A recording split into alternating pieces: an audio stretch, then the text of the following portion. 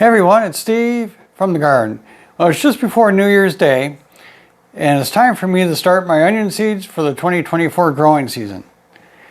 Now this is the time when I typically like to start my onions, right between, say, Christmas and New Year's. There's not a whole lot going on, overall or in the garden. Well, there's nothing going on in the garden right now because it's frozen. But this is the time where I like to get the seeds started and get them ready for planting out roughly around March 20th or so. This year I'm growing them in a PropTech 168 tray. Just as a comparison, this is the 168 tray and this is a 338 tray. So the cells aren't maybe twice as big, but they're pretty close. When it comes to growing bulbing onions, the variety that you grow needs to match the zone or the area that you live in. Now here's a map that shows the United States and the zones for the different onions that you can grow.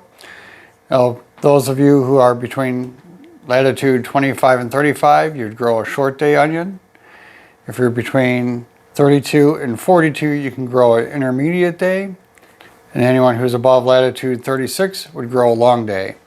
People who are in between the short day and intermediate day can grow both intermediate and short day, and those between the intermediate day and long day can grow intermediate or long day.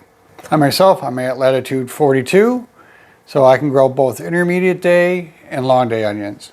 This year I'm going to be growing my favorite, which is the candy onions. Now these are an intermediate day and they can store.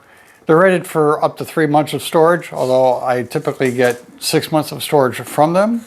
And I have a long day variety, which is called Patterson. This is supposed to be like an improved version of the Copra. And these are rated for up to 1 year of storage. In addition to those two, I did save some seeds from some candy onions that had started sprouting last year. And I had planted them in the garden in the springtime. I collected some of the seeds.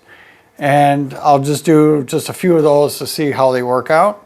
Now the candy onion is a hybrid, so I really don't know what kind of characteristics any seeds saved from those are going to have. So that's just part of the fun. We'll see how that works.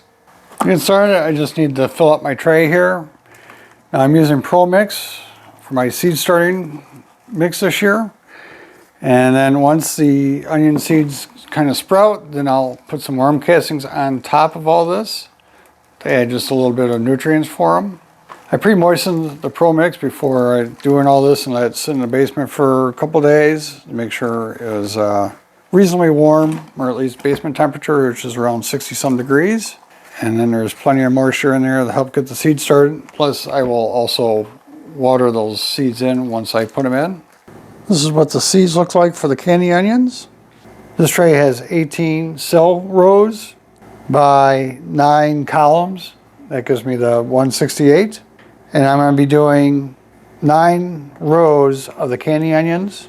Now in total, I'm going to be growing roughly around 120 onions, maybe, well, not counting the ones from the candy seeds. And I will start 2 seeds per cell. And then from there I can either let them grow out and then separate them when I go to plant, or I can thin them before that. Onion plants separate pretty easily because they have a very fibrous root system. So if you end up getting, multiples start in the same cell, it's not a big deal to separate them at planting time. Now, I do start more plants than what I actually need, just so that I can pick the best plants for going into the garden. With the seeds all in place, I'm just going to lightly cover all the seeds with just a little bit of the Pro Mix, just so that they sit, just below the surface of the seed starting mix. With all the seeds in place, I'm just going to water them in. With the seeds watered in, I'm going to just put it over here on the shelf. And I don't have a humidity dome that can cover this entire tray, so I'm just going to use some sheet plastic to put over top. That'll help hold any moisture in, and any seedlings that do come up, they'll be able to get some light. And then next weekend, when most of the seeds are germinated, I can go ahead and remove this. We'll check in 1 week to see how we did on germination. And most of the seeds should be germinated by then. Now it is a little bit cool maybe here in the basement where it's sitting around 60 degrees, but that should be plenty warm enough for the onion seeds. So we'll see you in a week. It's been 11 days since we started the seeds, so let's go ahead and check on the germination, see how we did, and see what the next steps are. For the candy onions, I ended up with 15 cells that didn't germinate, or at least they haven't germinated yet.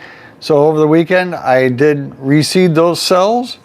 And most of the cells that did germinate, I do have like 2 seedlings coming up.